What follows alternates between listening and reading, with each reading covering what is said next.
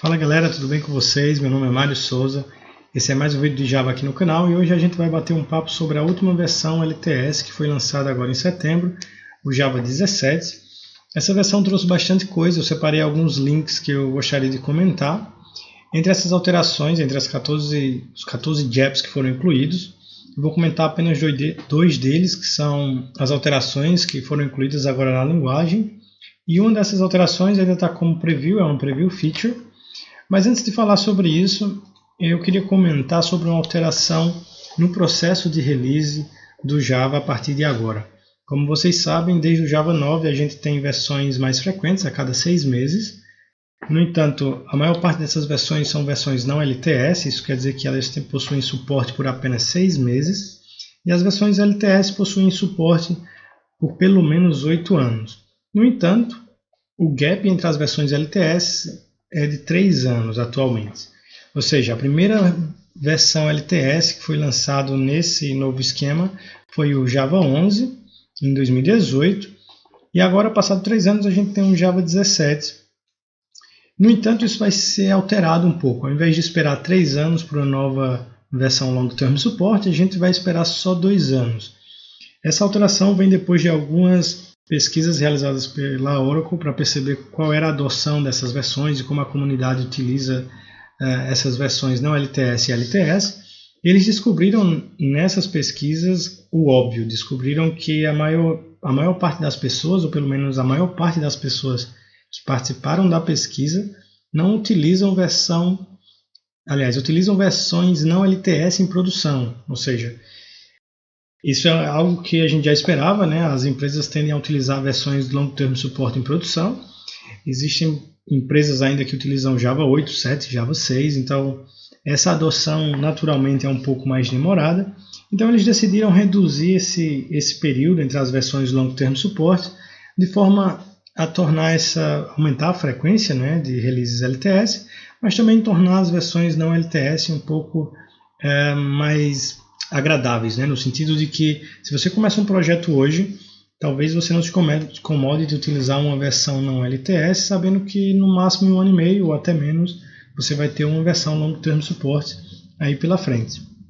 Outra alteração que vem em linha com essa mudança de cadência de versões Long Term Support é que a Oracle está disponibilizando agora o Oracle JDK gratuitamente, inclusive para uso comercial.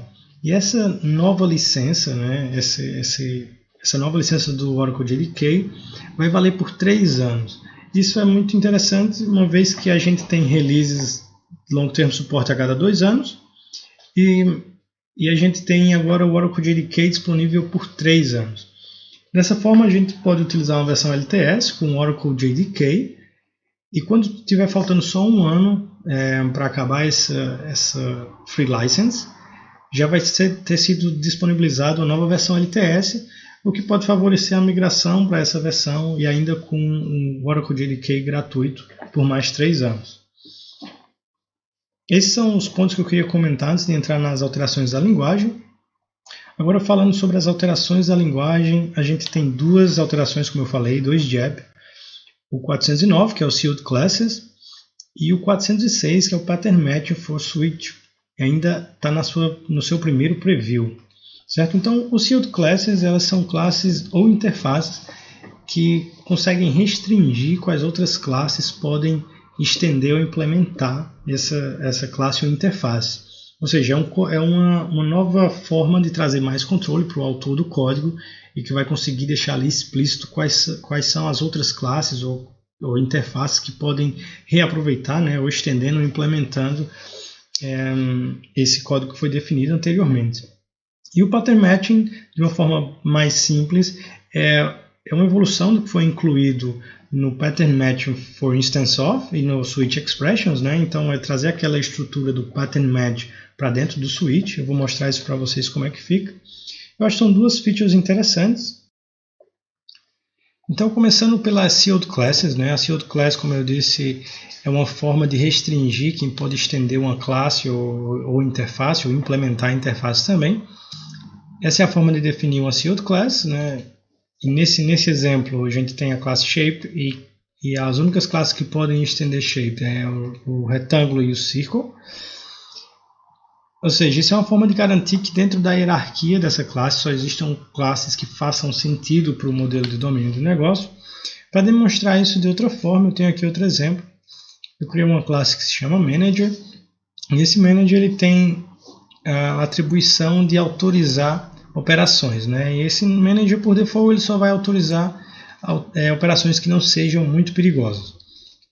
No nosso código de teste eu tenho apenas a construção do objeto, a gente passou o objeto para um novo método, onde vai ser aprovado ou não a operação, né? Como vocês podem ver, essa operação não foi aprovada, é uma operação que foi como falso porque é muito perigosa, né? Too dangerous. Então imagine que esse código vive numa biblioteca que você está desenvolvendo, e você faz chip dessa biblioteca, ou pode ser até dentro do próprio Codebase, e você descobre que alguém começa a criar um código para fazer um bypass dessas validações, né? Como é que isso poderia ser feito? Imagina que se alguém estender essa classe, né? Eu vou criar uma nova classe aqui, vou chamar de Dark Manager. Imagina que alguém faz extends dessa classe e sobrescreve o método de autorização e passa a autorizar qualquer requisição. É um exemplo bem simples, e é mais para demonstrar a utilização da Sealed Class. Mas imagina que agora nesse código, em vez de ser o Manager, a gente tem o Dark Manager. E dessa forma, onde a gente esperava um Manager, eu estou passando um novo objeto que também é um Manager, porque extends essa classe, mas que tem agora um comportamento diferente, né? Então, antes de entrar nas Sealed Classes, vamos pensar como é que a gente resolveria esse problema antes do Java 17. Uma das opções era trabalhar com os modificadores de acesso, né? Talvez não transformar essa classe em uma classe pública, e assim não ser possível, né? Não estar visível para os utilizadores. Lembrando que com o Java 9, mesmo que a classe seja pública, é necessário exportar o package daquele módulo para que essa classe seja acessível por outros módulos. Mas voltando a como a gente resolveria isso antes do Java 17, a gente poderia tornar essa classe final, ou seja, isso é uma forma de fazer com que a classe não possa ser estendida, e isso resolveria o nosso problema por agora. O Dark Manager já não pode fazer extends do Manager. E outra opção seria tornar o método final também, ou seja, somente esse método não poderia ser sobrescrito. Mas imagina que agora a gente tem a necessidade de adicionar mais uma classe, vou chamar de CEO. O CEO também é um Manager, só que da forma como está definida a nossa classe, a gente não tem condição de fazer esse extends, né? Porque a classe é final, ou seja, essa solução ela é um tanto binário, né? Ou a classe permite extensão ou não permite extensão. E talvez em alguns cenários seja necessário ter uma flexibilização nisso e dizer quais são as outras classes, né? Os outros tipos que podem estender esse código. E aí que entra a Sealed Class, né? A gente poderia transformar o Manager numa Sealed Class. O primeiro passo seria adicionar o Sealed e o Permits, e aqui a gente vai dizer que só o CEO pode estender essa classe. Depois disso a gente ainda tem algumas modificações que a gente precisa fazer. O primeiro, as subclasses precisam também dizer como é que passam esse comportamento para frente. O que eu quero dizer com isso? Concorda que se alguém estender o CEO, de certa forma está estendendo o Manager, né? Vai fazer parte dessa hierarquia. Então a gente precisa, no CEO, dizer como é que a gente quer lidar com essa questão. E a gente tem três opções basicamente. Um é tornar o CEO final, ou seja, ninguém pode estender o CEO, e assim a gente encerra a hierarquia, né? Começa em Manager e termina no CEO, até que outras classes sejam adicionadas. Ou a gente também pode transformar o CEO numa classe Sealed, né, no Sealed Class, e depois adicionar o Permits. Não é o caso, né, a gente não tem outro objeto aqui, outra classe para estender o CEO. E a última opção seria transformar essa classe como non-sealed. Isso quer dizer o seguinte: uma classe non-sealed ela pode ser estendida por qualquer outra classe. Então agora o Dark Manager já não pode fazer extends do Manager. Vou me livrar desse código. Isso, de certa forma, resolve esse problema que eu apresentei para vocês. Ou seja, a gente tem uma classe, tem uma hierarquia bem definida, e agora quer restringir quais são as outras classes que podem participar ou não dessa hierarquia. Lembrando que isso também pode ser utilizado para interface, certo? Você pode ter agora uma pseudo interface e ter esse mesmo comportamento tanto para o Extends quanto para a implementação. A outra feature que foi adicionada é o Pattern Match for Switch. É uma feature que está em preview, certo? Ele basicamente traz algo que a gente já conhecia das versões anteriores, agora aplicado ao Switch, né? A gente no Java 16 foi incluído o Pattern Match for Instance of, que é essa construção que vocês estão vendo aqui, onde a gente tem um pattern, né, um teste mais uma variável. Essa variável vai estar disponível se esse teste resultar em true, né? Ou seja, agora a gente não precisa fazer um cache aqui embaixo e converter o objeto para o tipo que a gente está testando, isso já é feito implicitamente. Então imagina que a gente tem esse código, né, que vai ter um comportamento diferente dependendo do tipo do objeto que é passado como parâmetro. Só que esse código são vários if-elses aqui, né, e certamente a gente poderia substituir esse código por um switch se o switch tivesse uma construção do tipo do instance of, né? E é justamente isso que trata o Pattern Match for Switch. No código abaixo vocês vão ver uma construção de um switch expression, né? O switch expression retorna um valor agora, e o switch expression foi adicionado no Java 14. E esse trecho de código ele faz exatamente o que o trecho de código acima faz. Agora o switch pode receber qualquer tipo de objeto, né? Antigamente não poderia, só poderia string em uns tipos primitivos, como inteiro, por exemplo.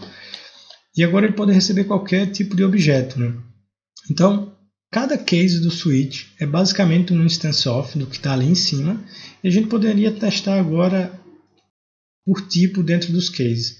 Além disso, esse pattern match também adiciona um novo superpower para essa feature, que é basicamente a gente consegue adicionar mais testes para além do tipo, né? Então a gente poderia aqui, como vocês podem ver, testar para o tipo integer e depois testar se esse inteiro tem uma condição qualquer que seja importante para esse código. Além disso, essa nova estrutura também flexibilizou o uso de null dentro do switch, né?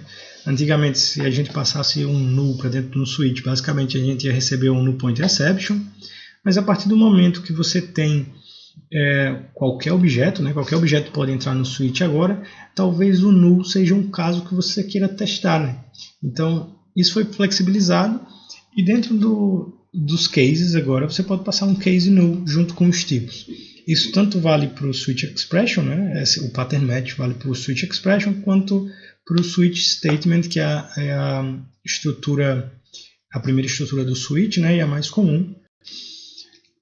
Então basicamente é isso, essas são as duas features, né, que foram incluídas. Lembrando que a Shield Class é uma feature que já está definitiva na linguagem, e o Pattern Match for Switch Expression e Statements está como preview, então alguma coisa ainda pode ser alterada, né, ou ela poderia até ser removida, uma vez que ela é uma preview feature.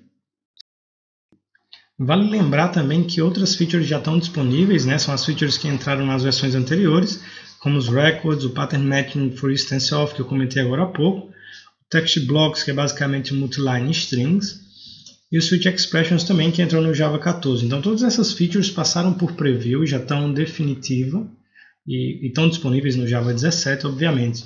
Eu acho que vale a pena também aprender um pouco mais sobre o pattern matching. É algo que tem aparecido, já apareceu no instance of, e provavelmente pode surgir novos cases para esse tipo de código.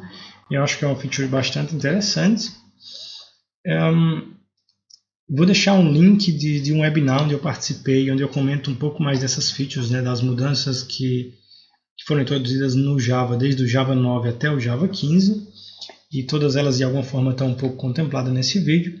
Se quiserem, acho que vale bastante a pena dar uma olhada. E é isso, eu espero que gostem. Eu vou deixar os links dos artigos que eu apresentei e de outros materiais que eu acho interessantes aqui na descrição, incluindo um podcast do Java, onde apresenta as features e algumas outros pontos do Java 17, o que é que foi deprecated, ou o que é que foi incluído também. Então é isso, espero que gostem, obrigado. Deixem aí nos comentários quais as versões do Java que vocês utilizaram, se utilizam versões não LTS ou LTS. E até a próxima, tchau!